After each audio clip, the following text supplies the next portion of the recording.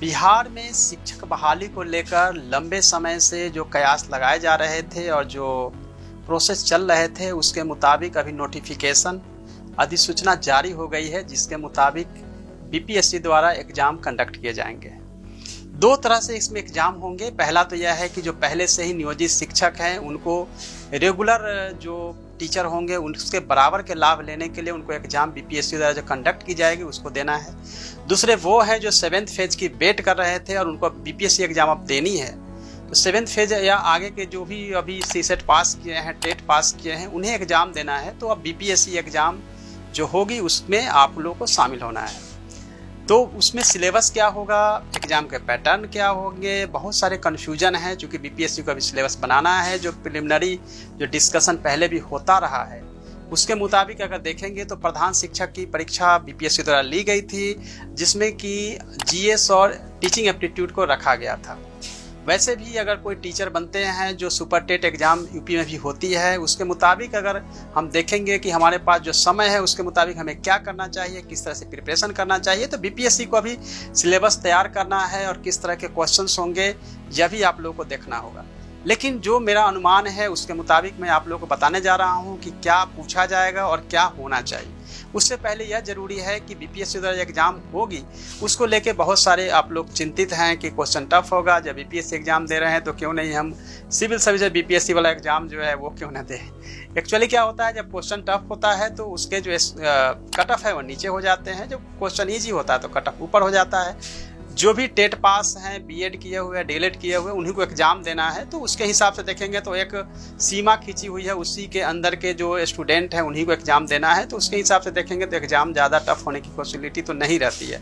आप आसानी से जो है जो खाली सीट है उस पर आप आ सकते हैं और कोई आपको दिक्कत नहीं होनी चाहिए। तो चलिए अब हम बात करते हैं कि जो अभी आपके पास समय है, दोनों के पास जो नियोजित शिक्षक हैं जिनको कि अलग से एग्ज़ाम देनी है और जो पहले से अभी शिक्षक नियोजित नहीं हो पाए, शिक्षक नहीं बन पाए हैं और डीएलएड, बीएड और टेट पास करके वेट कर रहे हैं और बीपीएससी द्वारा जो एग्ज़ाम कंडक्ट की जाएगी उसमें आपको एग्ज़ाम देना है।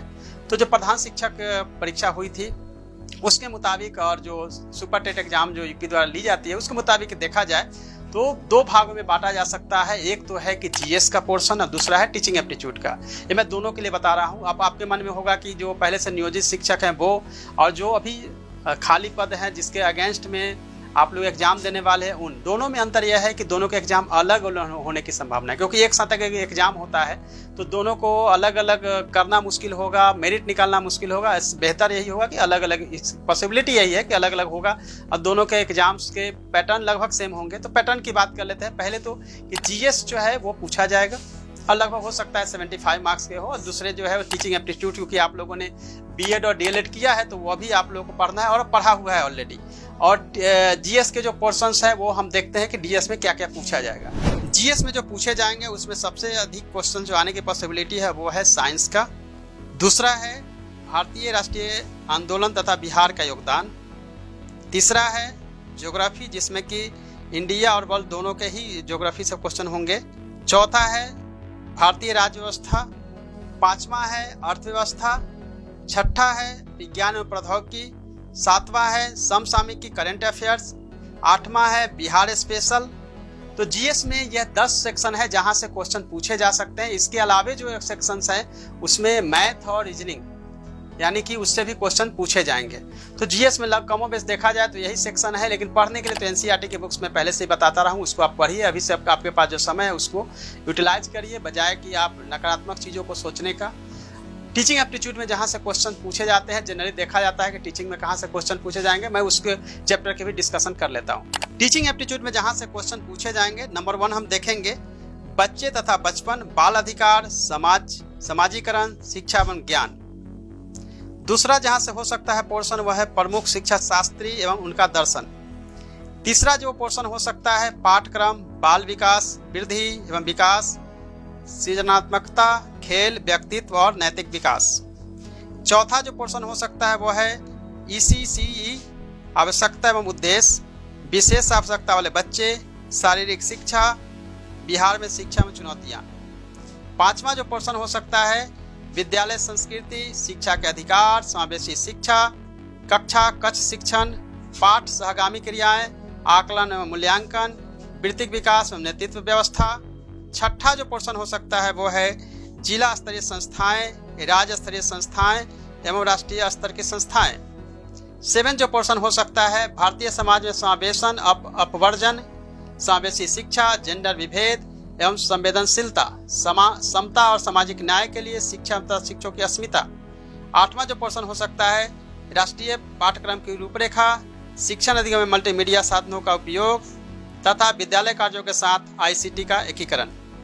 टीचिंग एप्टीट्यूड में ये 8 पोर्शन जो मैं आपको बता रहा था, इसके अलावा भी जो अभी आपने BEd या DLED करते समय पढ़ा होगा टीचिंग एप्टीट्यूड, बस वहीं से क्वेश्चंस आएंगे, लेकिन चूंकि ऑब्जेक्टिव टाइप के क्वेश्चंस होंगे इसीलिए आपको पहले से ही रेडी होकर तैयारी करने की ज़रूरत है, क्योंकि अच्छे शिक्षक होने के लिए आपको कड़ी मेहनत करनी पड़ेगी और कई फेज से आपको गुजरना पड़ेगा। यानी कि समझिए कि बहुत सारे एग्जाम्स देने पड़ रहे हैं, तो आपको एग्जाम देना होगा और फिर आप सक्सेस होंगे तो एक अच्छे शिक्षक बनेंगे, क्योंकि शिक्षक की क्वालिटी और शिक्षण की क्वालिटी का ज़रूरी है कि एग्ज़ाम जो है वो करे हो रहे हैं।